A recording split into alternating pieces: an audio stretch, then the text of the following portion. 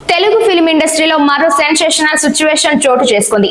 Online betting apps promotion కేసులో enforcement directorate మొత్తం 29 మంది సినీ సోషల్ మీడియా సెలబ్రిటీలపై కేసు నమోదు చేయడం తెలుగు రాష్ట్రాల్లో కలకలం సృష్టించింది. సెలబ్రిటీల సోషల్ రెస్పాన్సిబిలిటీ, వారి బ్రాండ్ ఎండోర్స్మెంట్ విషయాలపై తీవ్ర చర్చకు దారితీసింది. ఈ case business man Phanindra complaint తో వెలుగులోకి వచ్చింది.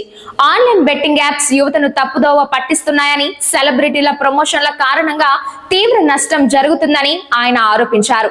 ఈ కేసు మియాపూర్ పోలీస్ స్టేషన్ లో నమోదైంది. ఎఫ్ఐఆర్ చేసుకుని ఈడీ మనీ లాండరింగ్ యాంగిల్లో ఇన్వెస్టిగేషన్ ప్రారంభించింది. ఈ కేసులో ప్రకాష్ రాజ్, రానా దగ్గుబాటి, విజయ్ దేవరకొండ, నిధి అగర్వాల్, ప్రణీత సుభాష్, అనన్య నాగల్లా, మంచు లక్ష్మి ఉన్నారు. శ్రీముఖి, శ్యామల, వాసంతి, సిరి హనుమంత్, శోభా శెట్టి, నైని పావని, అమృత చౌదరి, నేహా పఠాన్, టేస్టీ తేజ, రీతు చౌదరి, విష్ణుప్రియ పేర్లు కూడా ఎఫ్ఐఆర్ లో ఉన్నట్లు సమాచారం.